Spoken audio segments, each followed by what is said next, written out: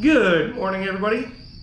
I'm Z James. This is Z32 Workshop, and this is my 1993 Nissan 300ZX convertible parts car. On the last episode, we got the driver's side steering knuckle, upper and lower control arms, and tie rod off. I found out yesterday after doing a little bit of internet digging and looking at the factory service manual, which everyone should have. It's a free downloadable thing if you're an Android. Fantastic information on it because it's basically the factory service manual. I thought the wheel bearings would have been a hub situation instead of being an assembly in it. So what basically means is they're an absolute pain in the butt to do. I am not going to take the wheel bearings off. In fact, I'm going to hang on to these steering knuckles, and I'll probably get the bearings redone in them and put them on my shelf and not touch them, because then I can replace wheel bearings halfway quickly with the car. I watched a couple videos, a couple guys that did them.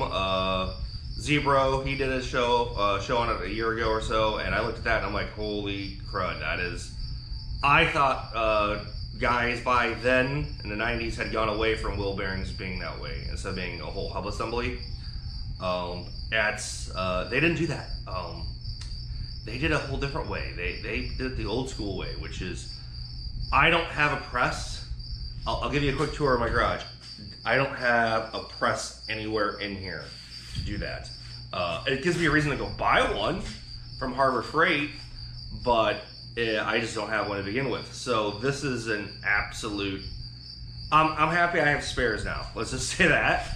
To take this apart. Hopefully I didn't mess the one up by whacking it with a hammer. We'll have to see.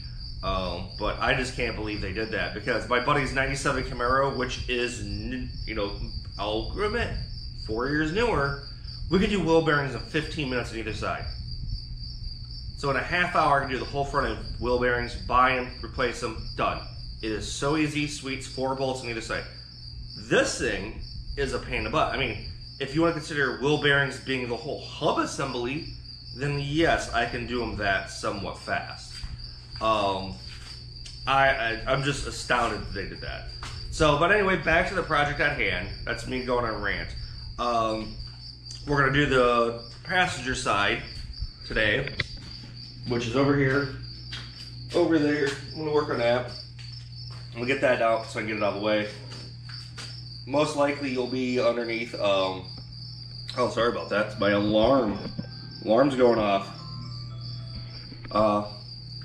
Basically that, I'm gonna get the steering knuckle off. Unlike last time, I think I'm gonna try doing that first. Then I'll break some of the stuff free.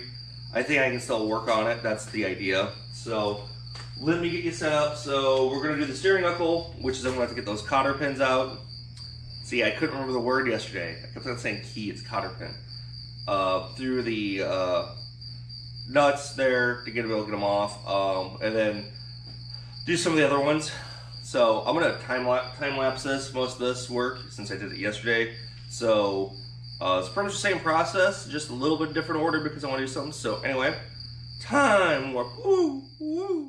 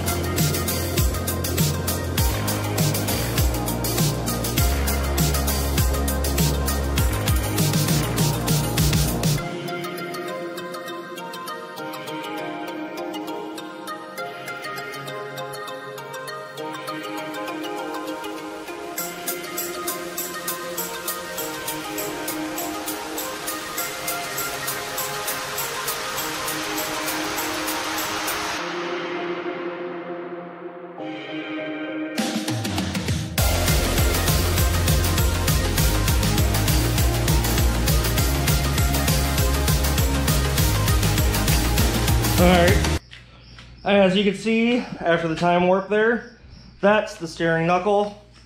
As you probably saw in the time lapse, I had to get a little bit of heat on one of the lower ball joints off the control arm, get it pounded out. That guy there wanted to spin.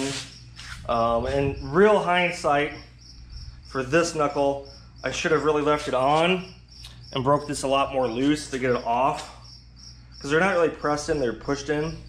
So that's yeah, I messed up, my bad. The other thing is here, because you didn't see it because I took it off, for people that want to know, is this here is your sway bar link, or one of your sway bar links. The sway bar was taken off this car. I've got it up in storage, way up in the air afters up there. I'll hang on to it. If I ever want to pick the car back to factory, I'll do that. But yeah, that there, out of all that mess, is everything for steering other than the steering rack, which is actually probably gonna be the next project. I know it's dark in there. I don't really have good light. My lights are dying. I need to get them charged. So, yeah, let's get flipped around here. All right.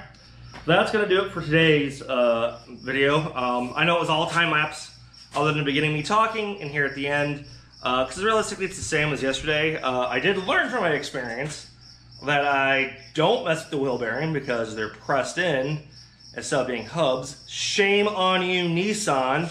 It's a terrible design. Do better, which they probably have by now.